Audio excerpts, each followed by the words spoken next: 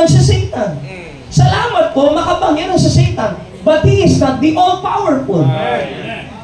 Bagamat nakakatakot si Satan, pero lagi niyong tatandaan, he is not the all-powerful. Yes. Who is the all-powerful? The God that we serve. Amen. Siya po yung makapangyarihan. Amen po? Amen. Kaya nga sabi, if God be for us, who can be against us? Listen, kung nag-a-abide ka sa Panginoong Diyos, hindi mo kailangang katakutan si Satan. Right. Pero kung hiwalay ka sa Diyos, delikado ka. Amen po? So makikita natin, mga kapatid, again, according sa Psalm 53, that is the prophecy of the coming of Messiah. A virgin shall conceive. Wala pa sa pangalan dito. Kasi prophecy pa eh. Hindi pa siya kilala that time. Kasi kung sinabing Mary, eh baka po ngayon ang Israel naniniwala na kay Jesus Christ. Amen po? But sinabi na a virgin was conceived. At sino po yung virgin na yon? Yung iba yata sa Mama Mary. Si Mary. Ginamit siya ng Diyos. Pero hindi siya Diyosa. Amen? Hindi po siya Diyosa. Ginamit lang siya ng Diyos. Lahat tayo dito pwedeng gamitin ng Diyos eh. Amen po ba? Brad, sino pinagpipray mo, Pastor? Mahirap na ito. Anniversary ito pag hindi pinagtapat dito. Oh, just kidding. Kahit sino pwedeng gamitin ng Diyos dito. Amen? Pwede bang maghanap ng ano dito? Panganap kita pa, partner. Nandiyan ba siya? Inakabahan siya, no po. Eh, magbigay lang halimbawa. Sister, ano pong pangalan niyo? Kayo po. Ano po, Bernadette? Ma'am Bernadette, ano po? Kung bang kayo'y gagamitin ng Diyos na magdala ng kanyang anak, nangangahulugan bang dapat namin kayong sambahin? Hindi po, right? Bakit? Ginamit lang siya eh. Don't you know, in Luke chapter 2, even Mary, he called him Lord, his Savior. Maging si Maria, kailangan niya yung nasa sinapupunan niya para maligtas. Amen? Now, what happened? Nung maipanganak ito, nalaman naman ni Herod, hindi pa tapos si Satan. Are you listening? God is faithful. Maraming ginagawa ang diablo, pero gustong sabihin sa atin lahat ng Diyos, He is faithful. What He had promised, gagawin niya. Kung ano ang kanyang pinangako. So when Herod, sabi niya sa mga wise men na dumating, tayo naman, may 3 haring nagsidalaw. Walang hari doon. Wise men. According to the Bible. Amen? At hindi po 3. Wala naman 3 doon eh. Yung mga inandog nila, 3 klase, pero hindi 3 yung wise men. Are you listening? O kaya, pag nangaroling kayo ha, baka tumapat kayo sa church. May 3 haring nagsidalaw. Sabi ni Herod, pag nakita nyo yung Messiah, sabihin nyo rin sa akin at sasambahin ko. But at the back of his mind, ayaw ko nang magkaroon ng hari kasi gusto ko ako lang ang hari. You're going to worship Him. According to the prophecy, He will be the King of Kings. So ang nangyari po, mga minamahal kong kapatid, ipinanganak po ni Maria.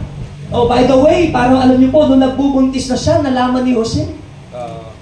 Sabi niya, ako'y matinong tao, tapos siya, hindi ko alam kung sinong sumiting sa kanya, bakit siya nagbuntis. Eh, gusto nang iwanan ni Jose. But that night in a dream, Angel Gabriel, sabi niya, wag mo siyang iwanan. Sapagkat ang nasa sinapupunan niya ay anak ng Diyos. Amen po? Ito namang iglesia ni Kulapo. Ang liwanag eh. Kaya nga virgin eh. Amen po? Virgin, hindi sinipingan. Amen. Amen po? Nag-conceive sapagkat ang banal na spirito naglilim sa kanya. So iiwanan niya. Siguro ang sabi ng kaaway, Jose, matino kang tao, iwanan mo na. Lahat ng parang gagawin ni Satan. At nga mga hari po, yung mga wise men ay naglalakad, nakita nila ang star, nagliliwanag in the east. Ang sabi nila, sinundan po nila, naglakbay sila ng ilang panahon. And they met, not the baby Jesus. Hello, again. He was born in a manger, but when they met, no, yung wise men met the Savior, it wasn't in a manger. Minsan kasi tayo, pag sa bahay, di ba, nasa dayami pa ang Panginoon. And those are, wise men are there. No, he's about 2 years old, there. Kaya nga, child, hindi na baby. Are you listening? Nung nalaman ni Pero na yung mga wise men, dinaya siya, di na sila bumalik, nagalit siya. Sabi niya, merong malaking pagtangis. And I think the text was applicable by Rachel, no po, na lahat ng mga kalalaki ng Jerusalem ay mamamatay. 2 years old below.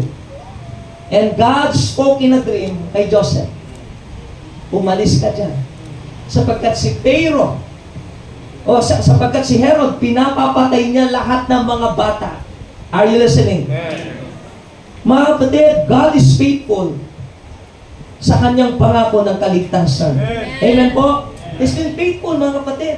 Naipanganak ang ating tagapagligtas, mga kapatid, lumabas siya sa mundong ito, iningatan siya ng Panginoong Diyos because God is faithful. Amen? Habang ipinapangako ng Diyos ang pangako ng kaligtasan, ano ang ginagawa ng mga tao sa panahon na yun? Listen to this. God's faithfulness does not depend on your righteousness. God is faithful even though you are not faithful. God is faithful even though you are not righteous. Why? Because it is God's nature that He is faithful. Don't we ever question God's faithfulness? Because He's faithful. You know, kahit isa lang taong maliligtas, God is going to fulfill His promise because He's faithful. God is faithful. Narinig pa po ba kayo? Amen. Look at this. He was tempted in the wilderness. Amen? Matthew chapter 4, Luke chapter 4. He was tempted in the wilderness. Mga kapatid, the Lord Jesus Christ, while preparing for Himself yung earthly ministry niya, He prayed 40 days and 40 nights. Walang pagkain, walang tubig. Because He loved us. Mahal tayo ng Panginoon. You know the first temptation, weakness ng tao is this. How many of us, we tend to question God. We question God, Panginoon, akala ko ba mabuti ka? Bakit hindi mo binibigay ang aming pangangailangan, hindi mo binibigay ang aming pagkain, mga kapatid? Pero He is faithful, more than that binigay niya. Because when He was tempted, mga kapatid, yung 2 oras ka lang hindi makakain, agahan, tanghalian, mga kapatid, naniniwala ko uubusin mo siyang kaldero sa hapunan. Amen? I tried to, nasubukan ko na pong mag-fasting. One day, 24 hours. Minsan pag tayo nagpapagamot, di ba, yung fasting natin, huwag ka nang kakain ng 11, hanggang bukas 9, papacheck ka ng dugo. Pero pagkatapos magpacheck ng dugo, talagang naranasan niyo na po bang mag-fasting? So my pastor challenged us, encouraged us, sabi niya, if we really love the Lord, sabi niya, mag-pray tayo, may laking hiningi natin sa Panginoong Diyos, let us fast. So nagsimula kami mag-fasting. Nung una, nandadaya pa ako sabi ko, sisimulan ko ang fasting ko ng umaga. Para pagdating ng gabi, itutulog ko na lang. Eh di paggising mo, kakain ka na. So nag-fasting ako ng umaga. Umaga, kaya yan. Sanay tayong ginag-almusal, amen? Tanghalian, kaya pa yan. Pero nararamdaman mo na rin. Alas 2, iba na ang mood mo. Diba? Mga kapatid, habang tumatagal ang oras, naaamoy mo na lahat ng klase ng usok na may kinalaman sa ulam. Tapos yung tubig, narinig niyo yung tubig, no? Pag may naliligo, kahit kapatak lang, tsuk! Ang problema pa, tutuksuin ka pa ng diablo. Subukan nyo, wala kayong maulam sa bahay. Lord, I will fast kami. Bigla darating lechon pa. Temptation eh. Ganyan mga kapatid. Hindi mo sasabihin sa magulang mo, papasting ka. Madalas wala siyang mailuto masarap na ulam. Madalas walang laman ng rep. Pero mga kapatid, nasa itaas ka ng bahay, second floor, nagluluto ang nanay mo, mga kapatid, ang sarap ng kanyang ginigisa. Temptation. Tapos iihi ka lang, sasabay yung mga tao magbubukas ng rep. Dating walang ice cream, may mga juice pa doon. Alam niyo mga kapatid, right after ng fasting, nagpabili ako ng 2 putlong. This is true. 2 putlong, 2 shake. Mango shake. Alam niyo mga kapatid, habang kinakain ko, wala mo 1 minuto na natapos ko yung 2 putlong. And I want more. Nagkikrave ka because gutom na gutom ka eh. Amen po? Yeah. Amen. Eh meron kami mga kapatid nagpa-fasting, nagsusorry. 24 hours ha, sasabihin na, Pastor, sorry po, hindi ko natiis. Ang hirap magutom. Mga kapatid, just 24 hours. Hindi nyo makaya. Amen? Pero ang totoo na, muntik na ako eh. Sasabihin ko, next time na lang. Naranasin, nag-set ka ng fasting ka mo, 24 hours. Pero nung nakita masarap naman, sabi mo, Lord, next time na lang mag-fasting. Talo tayo. But listen, imagine, the Lord Jesus Christ was tempted. Mga kapatid, why? Alam ni Satan, weak siya that time. You know, pag gutom tayo, iba tayo mag-isip, mainitin ang ulo, right? Amen? Yeah. Lalo na yung malalaking katawan dyan, huwag yung gugutomin yan. Amen? Ibang mag-isip yan, mainitin ang ulo yan. Amen? At nag-crave sa pagkain dyan. Pag gutom ang tao, wala nang maselan. Totoo po yan, mga kapatid. Insan yung mga kaya lang naman maarte yung iba eh, kasi marami pang kakain eh. Amen? Subukan mong alisan ng pagkain niya, kahit maruming tubig, iinumin yan. Amen? Kahit saang klaseng kaldero mo niluto, kakain yan. Eh, kaya maselan lang kasi busog eh. Amen? Yes. Pero pag gutom ka, kakain ka talaga kahit ano. Alam niyo po, mga kapatid, the Lord Jesus Christ was tempted.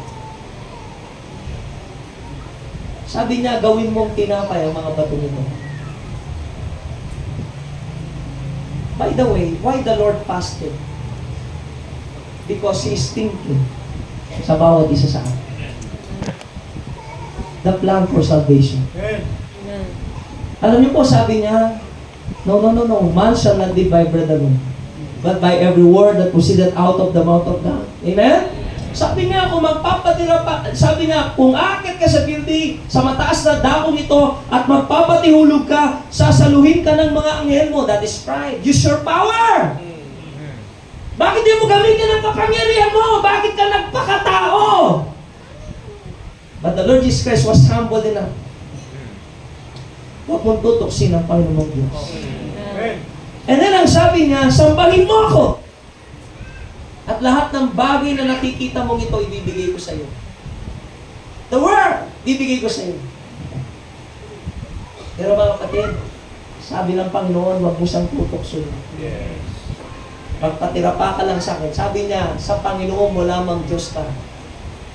Lulu. Mga kapatid, God is faithful. Though sometimes you are not faithful. Ang isang Kristiyano, pag wala siya, Lord, I need you. Pero pag sinuhulan na ng konting bagay, tinatalikuran ng Diyos. Are you listening? Huwag niyo pong sabihin hindi matapat ng Diyos. Yes. Amen. Because what God promised, yung pinakamahalagang bagay na kailangan mo, ang siyang itinangako. Yes. Isa sa pagkain lang, mga kapatid, sasabihin hindi siya matapat. Listen to this. Before you question God, think about your salvation. Yes. Amen. Kahit hindi niya ibigay yan, He's been faithful. You know what God promised? Tayong mga Baptists, we believe in eternal security. Why? Because He is faithful, that promise. Alam niyo, kung ang Diyos, ang kanyang katapatan ay nakabase sa kanyang damdamin o emotion, kung tayo po ay nasaktan natin ng Diyos, maaaring ang kunin ang kaligtasan natin. But even though nagbabackslide po tayo, He is faithful. He is faithful. You know, I cannot imagine na wala ako sa paglilingkod sa Panginoon. Because never naisip kong ang Diyos ay hindi matapat. Are you listening? Number 2, He has been faithful unto death. Amen. Eto na eh. Kaya nating maglingkod. Do you love the Lord? Amen?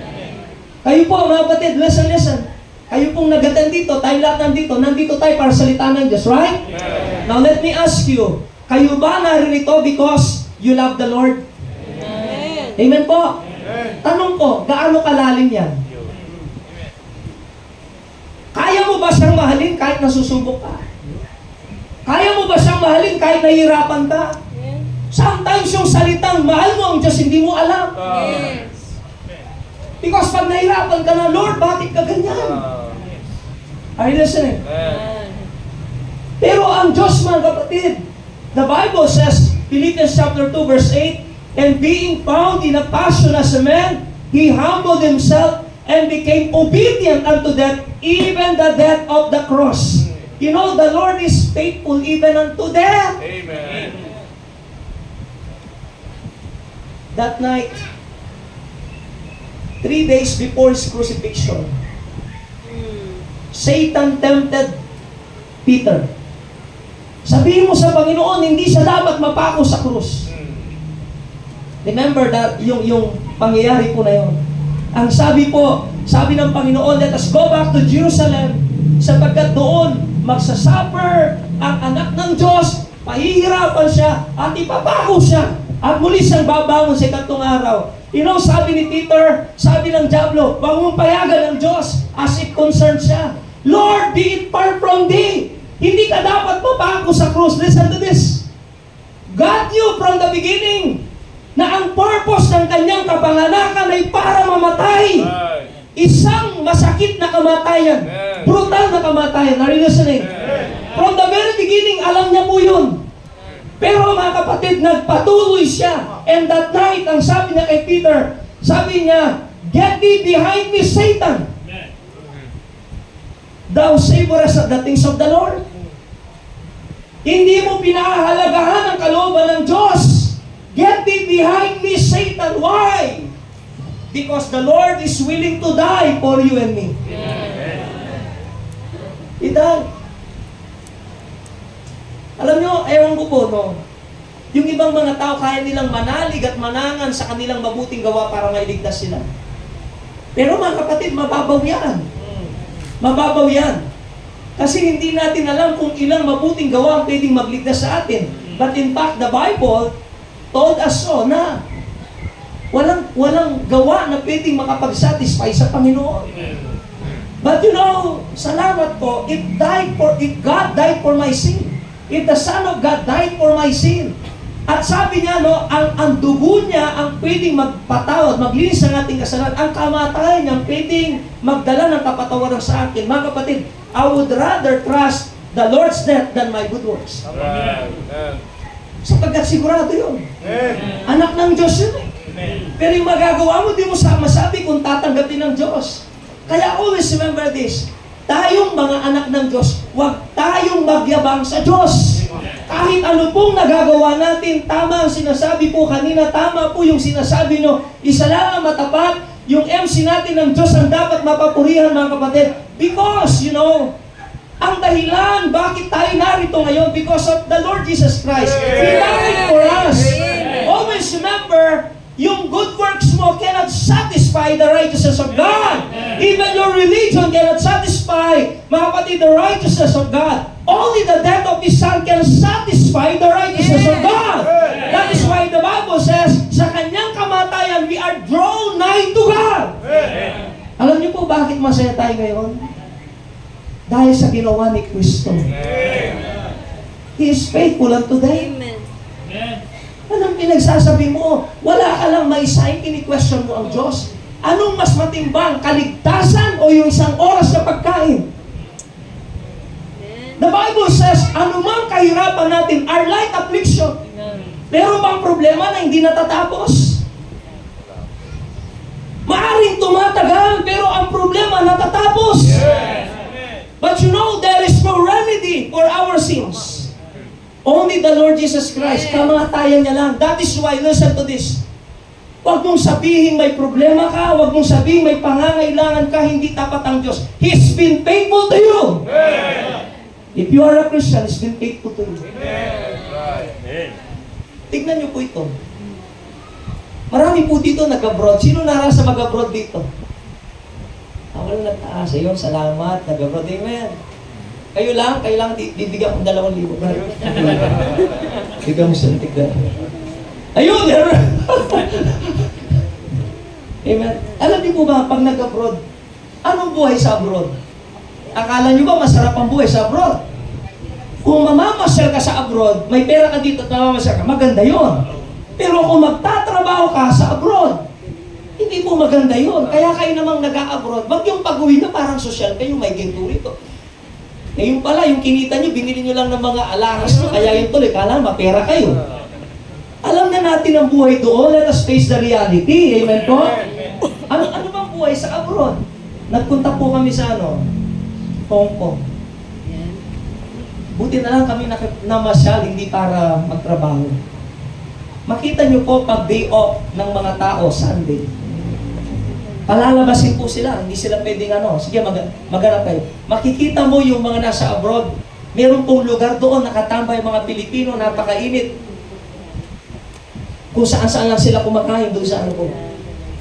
Tapos tayo naman, Ma, ang padala mo. Ang hirap po ng buhay. Amen po. Pero mga kapatid, yung mga nasa abroad, bakit hindi sila nagreklamo? Bakit pilit pang nag-a-abroad? Minsan ilang taon ka na sa abroad? Ay, 12 years na po ako sa abroad. Hindi madali ang buhay doon. Bakit sila nag-a-abroad? Kasi mga kapatid, naniniwala sila, pag nandun sila sa abroad, mas maipoprovide ang pangangailangan ng pamilya. Kasi alam nila, doon sila nakakapag-ipon. Kasi pag umuwi sila, may dadatnan sila. Amen po. Mga kapatid, alam niyo po ba, para lang tayong naka-abroad. Sa mundo nito, hindi tayo nagtataga rito. Tayo po ay manlalakbay lamang. Amen? Because our citizenship is in heaven. Are you listening? Kaya kung ano man ang nararanasan mo, nahihirapan ka dito, may purpose lang, kaya ako naririto. Kasi gusto lang akong gamitin ng Diyos. Amen po? One day, pag tinawag ng pangalan ko ng Diyos, uuwi na ako sa talagang tahanan ko. Amen. Kaya huwag kang magreklamo, mga kapatid. Kasi alam niyo po ba, pag nahihirapan ka, and if you are excited sa langit, paano ito? Para makarating ka sa langit, ay kailangan ka munang mamatay. Tapos gugunawin na ng Diyos ito. Malapit na yung tribulation. Sasabihin mo, dito na lang po ako. My point is this. Kahit mamatay tayo sa gutom, langit pa rin ang pupuntahan natin. Kahit mahirap ang buhay po rito, ang mahalaga, alam mo, sa langit ka. Ang mahirap, ang sarap ng buhay mo rito, sa impyerno ka pa. Mamili kayo. Amen? O gusto ko na pong may sakripisyo. Kaya nasabi ko po, huwag naman po sana nating isisi sa Diyos yung malilit na bagay na kaya naman natin sa tulong ng biyaya niya. Sasabihin mong hindi siya matapat. Samantalang kaya mo naman yan. Amen? O umiiyak kayo, pero ngayon nakatawa kayo. Amen po. Sinong hindi pa umiyak sa problema rito? Mga kapatid, tawanan mo. Iba problema yan. Iba pang tawa. Listen, normal po na humarap tayo sa problema. Normal po. Ang hindi normal, di ka na problema. Problema yun. Namatay yung anak ko. May problema yan. Sa mundong ito, na kung saan isinumpa ang tao, hindi mo ma-perfect ang buhay dito. Amen. Great. Right. Ang tanging pwedeng meron tayong pag-asa na nagbibigay lakas loob sa atin to keep on going. Amen. Kasi one day sa langit tayo. Amen. Are you listening? Amen. Mga kapatid, the Lord Jesus Christ, nung pushing na pa ako, you know, lagi ko naisip ito. Pag ako frustrated, one time, nung naranasan mo problema sa church, sabi ko, pinakain mo na, ganyan pang gagawin sa'yo. Hindi madaling mag-alaga ng tao. Binigay mo lahat, tapos mawawala. Binigay mo lahat, tapos lalabanan ka. Hindi madali. Kami po sumusuko. Pero salamat ang Diyos, magandang halimbawa. Amen. When He was on the cross, imagine mo, habang tinitignan siya ng lahat ng tao. Son, tayo ka nga dito, Son. May cross ba kayo dyan? Son, aanin ko lang imagination. Kaya mo ba, Son, humarap sa maraming mga tao ito? Unti-unti kong aalisan ka. Andalo. Hindi, uparin na kita. Gusto mo? Na? Siguro pag nakita pa na ng tiyan mo, hiyang-hiya ka na dyan. Di ba? Di ba? O kita mo, nilitan mo. Kanina, dikir. Papapicture po kami, papapicture, no? Eh, siyempre, lumalaki ng mga tiyan ng mga pastor. Yung tiyan. Ay, oh. Sa picture, no, Son? Now, na-imagine niyo po ba yung tiyan ni Wilson makikita lang sa oras sa ito? So, hindi ka na makakapag-asawa. Pag po ganito, parang may abs pa rin siya, di ba? Bilangin mo mga buton. Sino mga abs mo? Now, listen to this. What the Lord experiences this. He was hung on the cross. Yes, amen. Wala ito. Son, wala ito. Nang son, for 10,000. 10,000. Aalisin ko to, ito. May puti ba damit dyan? Okay, aalisin ko rin yan. At ito. Ititira ko dito. Ititira ko.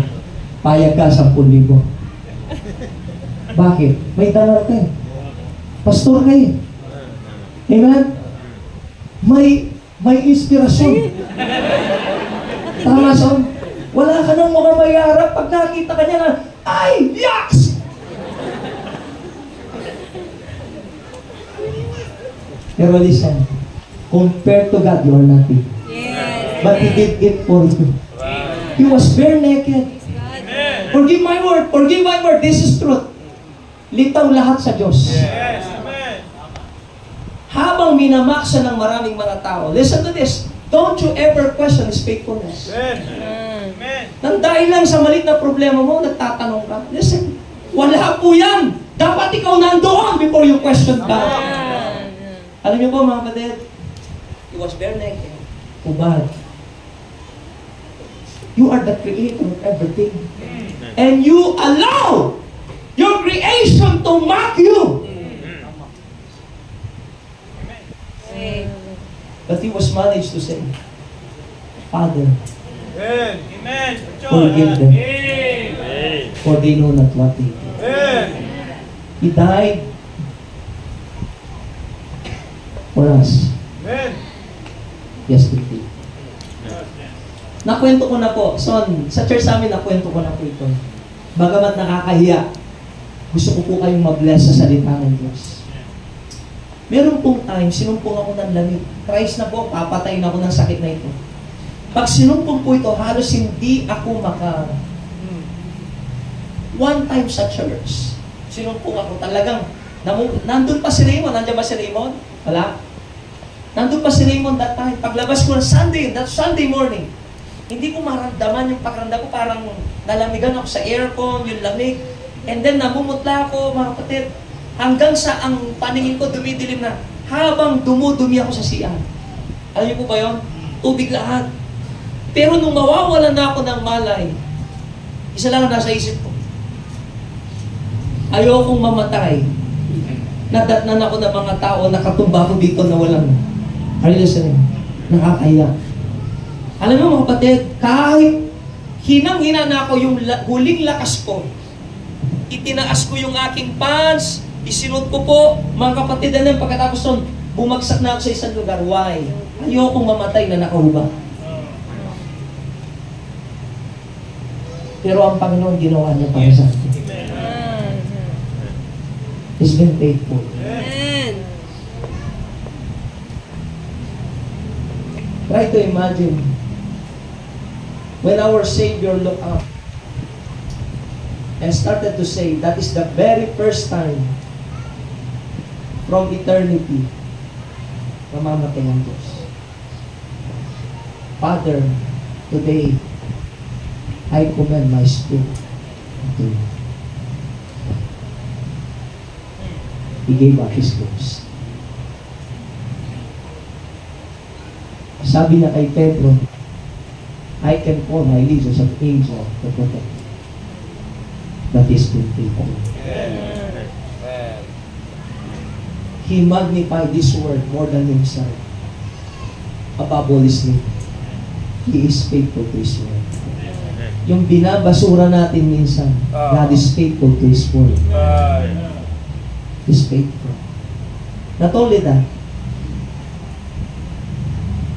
He has been faithful in our temptation. Alam niyo po mga kapatid, Kristiyano, kung matatag ka man ngayon, pasalamat ka sa Diyos. But all of us are prone to commit mistakes. Lahat tayo pwedeng bumagsak. Lahat tayo nagkakasala. Lahat tayo natutokso. Hindi natin kaya yan. That's why we need the Word of God. We need church.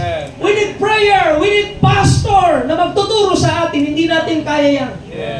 Pero tandaan niyo po, kung nakakaiwas ka man sa tukso, hindi sa lakas mo yan. God is faithful. Alam niyo po, yung binasa po ng ating kapatid, 1 Corinthians chapter 10 verse 13, there hath no temptation taken you but such as is common to man. But God is faithful, who will not suffer you to be tempted above that ye are able, but will with the temptation also make a way to escape, that ye may be able to bear it. Listen to this. Kapag ang tukso, pinapabayaan ka ng Diyos, alam ng Diyos, kaya mo.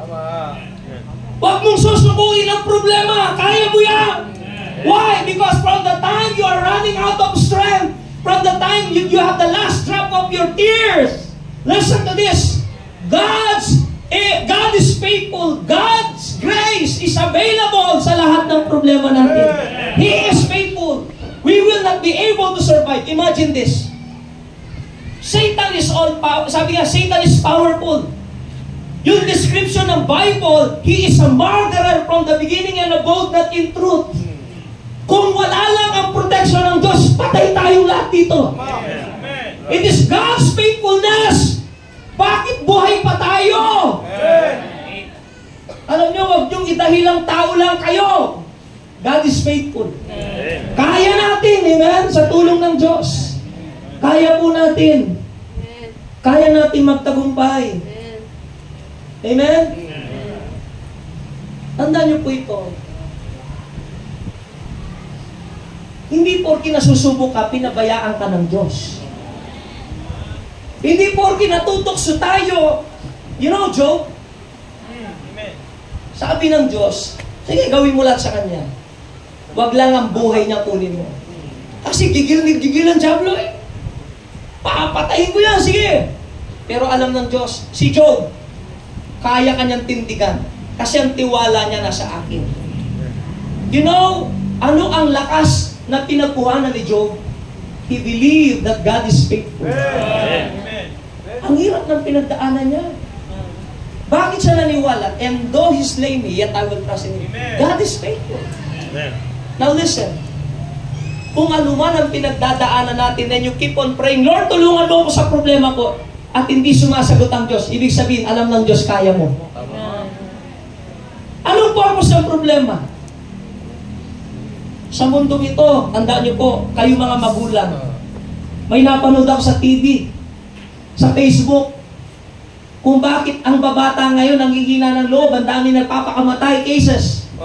Kasi ang mga magulang, konting problema lang sa anak. Anak, sinong nang-away sa'yo? Sinong nang-away? Mama, gusto ko ng cellphone. Sige anak, mamamatay ang anak ko sa kakayak. Mga kapatid, makapasin niyo po. Kaya ngayon, ang mga bata, ang sabi nila, mga mahihinang nilalang. Ang sabi ni Taguro, kita mo si Taguro, di nagbabasa ng Bible, sabi niya, mga mahihinang nilalang. Why? Ang mundong ito, we have to train them hardship. Because in order for you to survive in this world, dapat sanay ka sa hirap. Amen? Bumagsak lang sa test, nagpakamatay. Mahinang nilalang. Amen? Pastor, inaway yung anak ko, kaya nagpag-away ako. Konsentido. Ako po, di ako namamalo kasi mabait ako magulang. Mas pinadali mo ang anak mo na ginagawa mong marupok ang anak mo. Alam niyo dito, mga kapatid, maniwala kayo. Pero dito walang pagkain, pakanta-kanta. Amen? Amen? So, pero dito, mga kapatid, iniisip mo pa lang yung next week. Paano na tayo next week? Mahinang nilalang. Bakit? Nasanay tayo sa katapatan ng Diyos every day. Hindi maaaring lilipas ang araw na hindi magpo-provide ang Diyos. Bago mo isipin ang bukas, isipin mo muna ngayon. Kasi iniisip mo na yung bukas makanan na mag-aral din anak ko, kasakit hindi. O, ikang reklamo na reklamo, yung wikit mag-aral na anak mo. Puro reklamo. Di ka pa naman pinabayaan ng Diyos, iniisip mo pa lang, nagre-reklamo ka na. Amen? Kaya mga kapatid, kaya natin. Sa tulong ng Panginoon. Pag nilapitan ka ng tukso, mga kapatid, tandaan nyo, huwag ganyan ha. Son, mag-ano na, binata ka ng son. Mag-ingat ka. Pagka meron gumaganyan-ganyan sa'yo, son,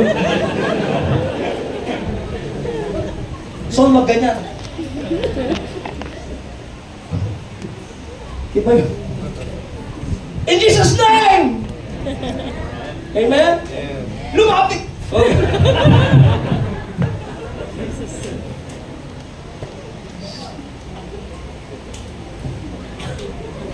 Kaya natin ang tukso, huwag kayong bumigay. Amen?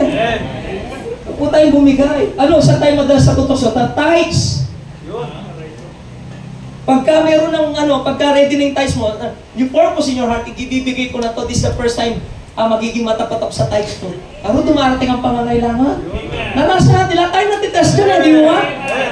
Tapos makita mo, sayang din to. Ipanluluto ko na lang. No? Mga kapatid, nilabanan mo ngayon yung offering na mga kapatid, no? Umaawit, great is thy faithfulness. Mga kapatid, dapat mga kapatid, pag hindi mo ginawa yan, uuwi ka ng malungkot. Tapos iluluto mo sa anak mo yan. Tapos mga susunod na araw ang bibigat. Nagpatukso ka. Hindi mo alam kapag binigay mo yan, sabi ng Panginoon, bubuksan kong durungawan ng langit. Amen? At ibubuhos ko ang pagpapalang walang sukat na lugar na pagkalagyan. Pastor, ba't ako dito nangasan yun? Kasi di ka pa nagtatites. Ako, pastor, nagbibigay ako kasi kulang. Pastor, ako kompleto kasi makasalanan ka. May dahilan He has been faithful to our need. Ang ilan na to? Sigurado kayo? Pangatlo po. Hindi! Anong pangalawa? He has been faithful to our salvation. He has been faithful unto death. He has been faithful in our temptation. Oh. So, nandami mong namis He has been faithful in our needs. Psalm 37 verse 25. I have been young and now I'm old, Yet have I not seen the righteous, again, the righteous forsaken, nor his seed begging bread. Alam nyo, ang katapatan ng Diyos, makikita natin, mararanasan natin, at makikita natin when we are righteous. Sometimes you're being deprived of God's faithfulness because hindi tama ang buhay natin. When our faith becomes blurred, ang dami ng ginagawa ng Diyos sa iyo. Hindi mo pa alam. Ako madalas po ito, karanasan, sa mga members po namin. Bato-bato sa langit, tama ay huwag magalit. Amen? Eto, tingnan po. Minsan pag nagpipray sila, di ba, Brother Mer? Medyo, yung nakita po sa test, medyo mga kapatid, pag-pray natin. No? Medyo malala. Pag-pray po natin, Okay? Nag-pray ang church. Nagpa-check up ulit. Nung clear. Itang kahinig kamali ang kitang test na. Ang doktor. Miglawi akong ngaliwa. Hindi na re-recognize ang Diyos.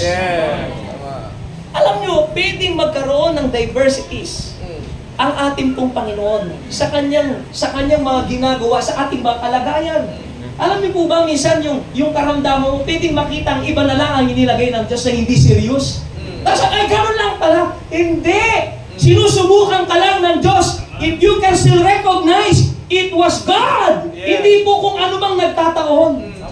Eh, ang problema natin minsan yung unbelief natin. God is faithful. Our needs. Lahat naman tayo may pangangailangan eh. Amen? Pinabayaan ka ba ng Panginoon? Sino pang hindi kumakain dito? Son, paunahin mo na si Ron. Ano ba? Sanay na tayo. Tignan niyo po yung mga nagbabasura. Tignan yung mga mukha nila. Naglalaro pa sila habang namumulot ang basura. No? Wala pang pera yan. Ikaw, nasa bahay, nagbumukmok. Hawak mo na yung pera mo. Amen? Bakit? Sanay siya dun eh. May pera sa basura. Namulot ka na ba ng basura dahil wala kang makain? Pastor, kahit wala akong makain, yaks. Kaya pala ganyan kayo. Ma-pride ka eh. Amen? Kaya ka nahihirapan, ma-pride ka eh. Right. Naka-live ba ito? Pagkwento ko sana nanay ko eh. Pero di niya naman alam ang account ng Grace. No?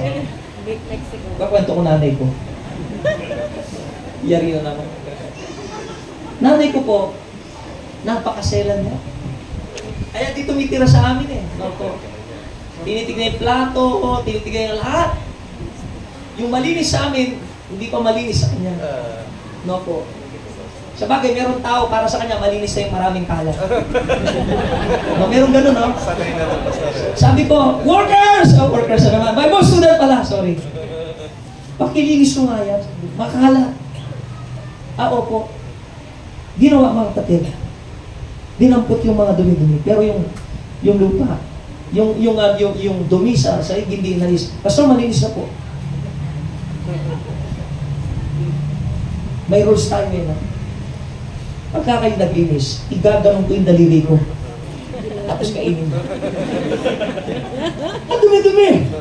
So nanay ko po, sabi niya, Kokoy, bubutom ako. Tapos yung kapatid, Ma, walang pera eh. Wala. Ma, may nagbigay ng ulam sa kapitbahay. Di ba? Yung pagkabig ko. No? Ay! Iki! Iki yan mo. Di ba? Buntot lang. Tapos, kilala ko yan. Hindi malinis magluto. Ma, please. Hindi marunong magluto yan. Yan, marunong magluto yan. No? Mga kapatid, hindi niya nakakainin. Tapos, ang bubula-bubi na kami. Sige na, bigay kayo. Alam niyo, kung hindi mo lang nanay, ano? Pwede. Problema. Nagugutom ka kasi ma-pride ka. Nagugutom ka kasi maselan ka. Amen? Kailangan kang masanay. Alam niyo po, nung bago ako sa Grace, napakaselan ko po. Mabuti pang kumain ako ng gatas at saka asukal sa kanin. Ayaw ko yung ibang mga pagkain. Lalo na po pag ang nagluto, medyo papawis ng kilikili. Dito po sa Grace, malambing ang mga members. Nelson, naranasan ko po habang kumakain ka sa plato, nung una tayo sa maliit na building, yung mga member po, habang kumakain sa kamay na gano'n, hahatiin niya yung isda niya, gano'n. Pastor, saan niyo po yun?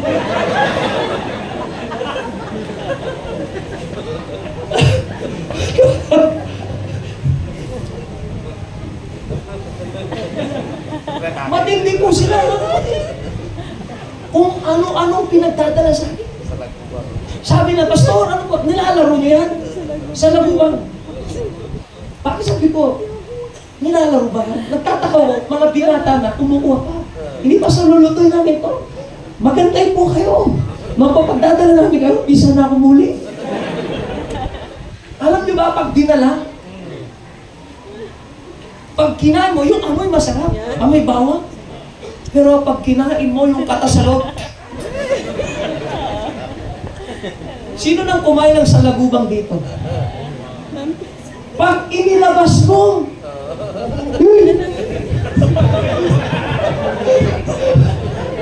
buo-buo pa rin. Pero alam nyo, minsan may ginagawang para ng Diyos, hindi lang natin nakikita kasi ma-pride tayo. Maselan. But God is faithful in our needs. Pangilan na po tayo. O last na po ito. Amen? He has been faithful to His promises. Alam nyo, kayo mga kapatid namin dito sa Mexico, wala naman talaga nagsimula na may building na kaagad, naka-aircon na kaagad. Kung alam nyo lang paano kami nagsimula, umaga, nandidimas kami ng tubig doon ni Brother Elmer, yung mga kapatiran, tinatapon po namin. Tapos po, pag nag-service tuyo, maya-maya lumalalim na. Karanasan po namin yun. Yung kisame namin, napakababa. Alam nyo po, ito sasabihin ko sa inyo, pag nagka-choir, pag director ako nun eh, pag nagko-choir, mga kapatid, naaamoy mo yung Tama. yung puto. Yes. Alam niyo ba yun yung habang nandun kami? Dahil masikip nga po yun. Pero alam niyo, may miracle. After a few minutes, wala na.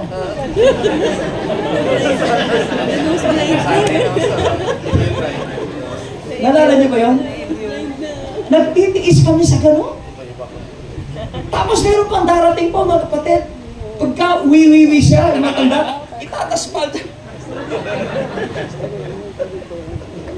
Well, alam nyo, Grace, na pagka nandun yung naranasan namin lahat yun. Siksikan eh. Amen? Yes. Sa kama yan, nakaside. So, bigay na buhay kasi yung ayaw pa side. Kasi wala nang upuan eh. Nagtiis kami. Alam niyo po ba, bigla na lang tutunog bigla yung microphone namin, bigla, PANG! But God is faithful. I know, son, itong sinasabi natin ito will be a testimony for each and every one of us. Lord, you've been faithful past tense. Because from here, makikita natin ang buhay natin unti-unting ina-upgrade ng Diyos. Actually, to be honest, Mexico mission, God has been faithful to you. Makita namin mga kapatid, yung ayos ninyo ngayon. Tama. Grabe no po. God bless them. You know why? Kahit mainit, hindi sila pinagpapawisan.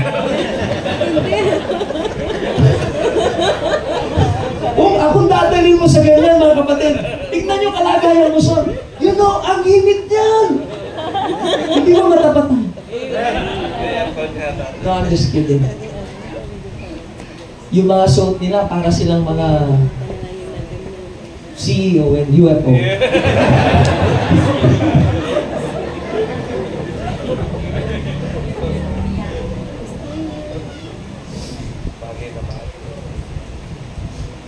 Huwag tayong matakot. When we read Ephesians 6:9, what is important in that text is the last phrase. If we faint not. God is faithful sa mga taong hindi napapagod. Because kapag napagod ka, hindi mo na mararanasan ang kamay ng Diyos. Yes. Lagi ang kiniklaim natin, and let us not be weary in well doing, for in due season we shall reap, period. Hindi po ganun yun. Yung pinakamahalagang salita doon, yung salitang, if we faint na. Matapat ka ngayon, pero ang tanong, kailan ka mapapagod? Amen? Hanggang kailan ang kaya mo?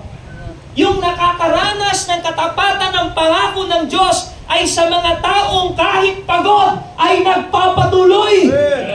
Amen po? Perhaps, mga kapatid, faithfulness can only be measured through the trials and testings that we experience. You can never ever claim that you are faithful if you cannot endure hardship, temptation. Are you listening? Gusto mo matapat ka sa mga blessing? Hindi po dyan applicable ang faithfulness. Ang faithfulness ay applicable kahit nahihirapan kayo, nag-i-engage kayo sa mga commitment sa church. Sa soul winning, sa lahat ng ating ginagawa, sumasama kayo. That is faithfulness. Hindi po faithful pag may problema, umaalis. Amen? Now, conclusion. If God is faithful, and He has been faithful, I believe He will become faithful in these generations and up to the next generation. Up to the last generation. My question is this: are you faithful to Him? Mga kapatid, hindi na natin kailangang himay-himayin pa. God's faithfulness is enough for us to desire to be faithful. Amen. Alam niyo po, I thank God that you are faithful. Salamat sa inyong pagpapagal. Salamat sa napakagandang caption na meron tayo. Salamat sa malinis sa lugar dito. Salamat sa mga handaan natin dito. Thank you for your faithfulness. But your faithfulness will only be counted if you become faithful unto the end.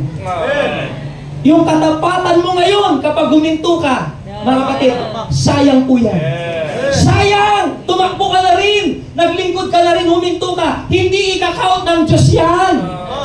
Ang faithfulness, mga kapatid, na pamantay na tinahanap ng Diyos is faithfulness until the end. Walang iwanan. Alam nyo, kung ang church puro sarap na lang, walang test, hindi mapatunayan sino talagang matapat at nagmamahal sa Diyos. Sometimes God has to send trials, problems, needs in the house of God para makita yung matatapat. Meron kasi mga Kristiyano, puro pasarap lang. Hindi po ganyan ang paglilingkod sa Diyos. This is not an entertainment. We are here, fight the good fight of faith. Let us engage. Ano mang laban dyan, amen? Sino rito, nawalan ka na? Mga kapatid, may paggagamitan ka, pero kailangan binigay mo sa paghanda, amen? Amen po? Nag-i-involve tayo lagi. Sana tayong lahat na naririto, we will be faithful until the end because He has been faithful to us. He who began a good work in you, tatapusin niya yun hanggang sa pagbabalik ng Panginoon Diyos. Amen. God is faithful, I know. Marami pang gagawin ng Diyos. Pero trust me, God is faithful. Tawagin natin si Sir Wilson.